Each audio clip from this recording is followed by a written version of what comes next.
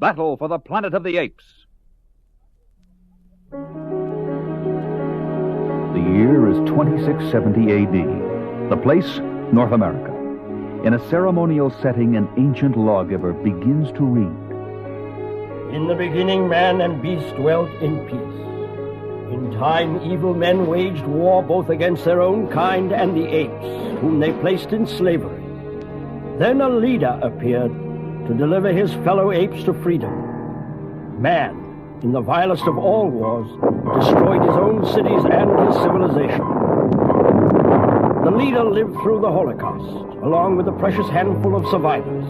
He brought them out of the molten city to greener pastures, where ape and human could learn to live in harmony. His name was Caesar, and this is his story.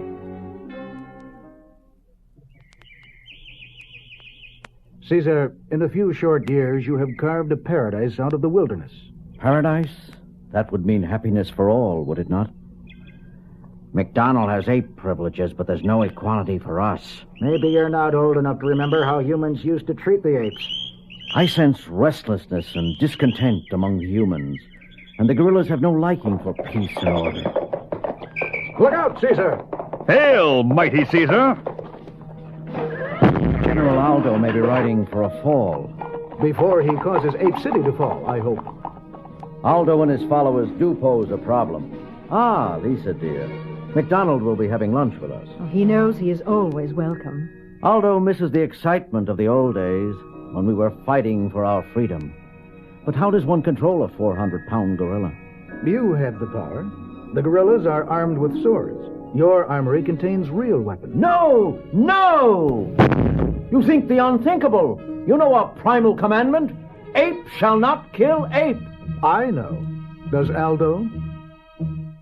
Forgive me, dear friend. The burdens of leadership are heavy. If only I could see what lies ahead. I've heard that my parents knew the future. Did you ever hear that? Your parents are half legend and half myth, Caesar. I've heard that they came from the future in a spaceship that passed through a time warp in space and landed in California back in 1973. And that men, civilized men, were so frightened by talking apes that they murdered them. Easy, Caesar. We've all paid for our folly. Again, forgive my emotions. I never really saw my parents. They were slain when I was a baby. You mean you never saw the videotapes of their interview after they landed? They were in the archives in the Forbidden City. MacDonald, could the tapes still exist? You can't be thinking of searching for them. You yourself declared it a forbidden city, Caesar. At dawn, 3 figures pass a guerrilla lookout post on the road out of Ape City.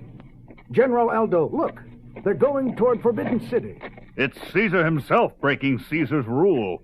I hope he never makes it back. Look at those guns. They make my mouth water. Caesar, when you move, you move.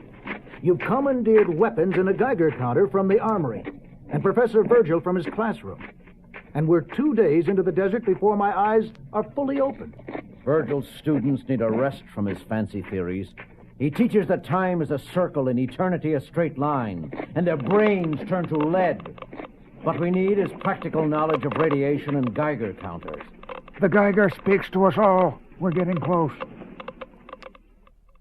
From a rise, the travelers gaze transfixed at a city crumpled and melted by an inferno into a glassy slag heap. Lord, unbelievable and almost beautiful. If death is beautiful. Find your subterranean vault quickly, MacDonald. This radiation is deadly. Hurry, tell Culp. It's like a catacomb. But it's cleaner. We have time to look. Governor Kelp, intruders! Ah, there they are.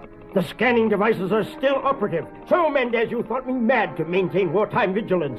3 lost strangers don't make a war. You don't recognize the chimp? That's Caesar, the leader of the blasted ape insurrection. He's come back to finish the job. But I'll finish him. Battle stations!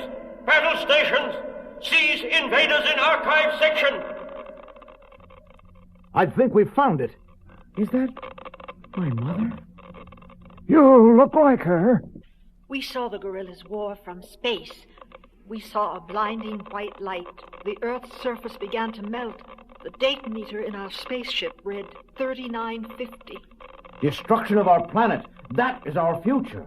How dare you theorize about eternity? That is only one future. Time is like a many-lane highway from the past to the future. A car in lane A may crash while a car in lane B travels on. It follows that you can switch lanes and survive. Find the correct lane, Caesar, and lead your civilization to safety. Switch lanes?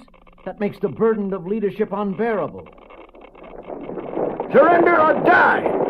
Caesar explodes out of despair and into decisive action. Out the other way! Observe the difference between philosopher and born leader. The latter switches lanes by reflex. This way! Through here!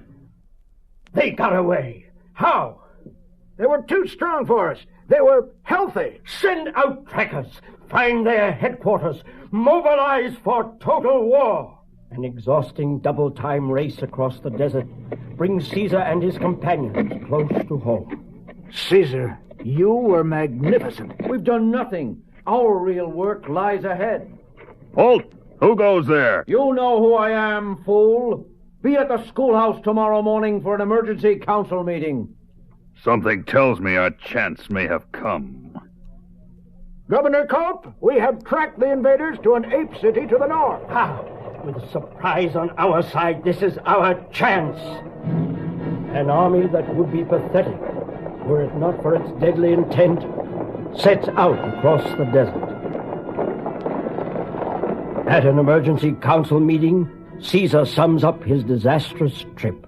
And so because the dead city turns out not to be dead, and because of the deranged condition of the survivors there, we must consider preparations for war. No! I regret this more than you, but we must plan. Bah! Planners, talkers, cowards! I welcome war, and I will not sit in council with a human. Perhaps I shouldn't be here. Nonsense! Aldo bluffs. I need you, MacDonald. I rely on you. I trust you. Through the long day and into the night, Caesar and his council draw up plans. We must erect barricades, stock food in the center of the city, create a militia, and most important, set up plans for the quick distribution of arms from the armory.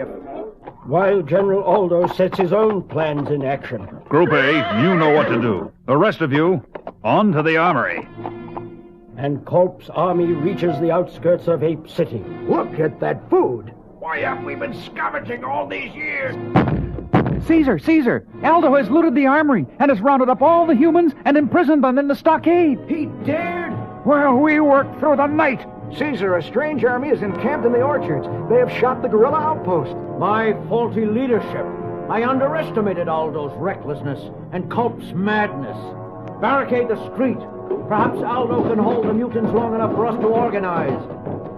I must free my people. They'll be slaughtered penned up. What's this human piggy doing out of his pen? Idiots. What are you doing here with an enemy army at the city gates? You call those human runts an army? As soon as General Aldo finishes them off, he'll come for you. So don't get too comfy. No more humans in our new world. These rifles are great, General, but we haven't had any instructions. They're automatic. Even a dumb gorilla can. Here they come. Imagine sending monkeys to fight a man's war. The gorillas gallop into a semicircle of carnage. Now! Regroup! Follow me! Victory! The city is ours! They're coming! Get ready! Now, I want Caesar! Culp possesses the one major weapon of the battle, and it opens the city like a cannon. Can this be Caesar? Remember this? Does it remind you of the good old days when apes knew who their masters were? The wrong words. Charging from the rear, Aldo and his troops cut down the panicked invaders to the last mutant, Culp. I claim victory and full command. Now for the other human swine in the stockade. No! You say no? You sniveling talker, you say no to Aldo? Aldo, respect. Respect me! Ape shall not kill ape! Too late. You should have told me sooner. but it didn't hurt a bit. Shall we try again? Storytellers will swear from generation to generation that living fire leaped from Caesar's eyes. Aldo will kill him! Never in a million light years! Caesar's rage is like nature unleashed. Aldo flees to the trees in vain. In the dead silence, the branches snap like pistol shots, and the gorilla lands like a boulder that has never known life. The lane you had to choose, Caesar. Caesar, forgive me for saying this.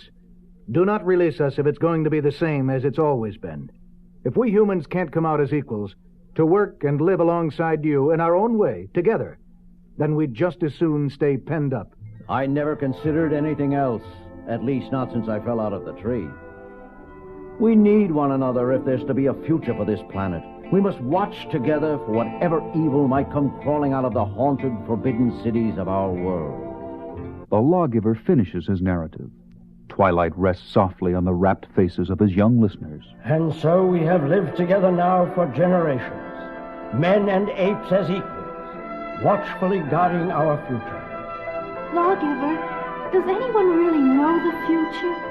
Perhaps only the dead, child. Is it the evening dew glistening in Caesar's stone eye,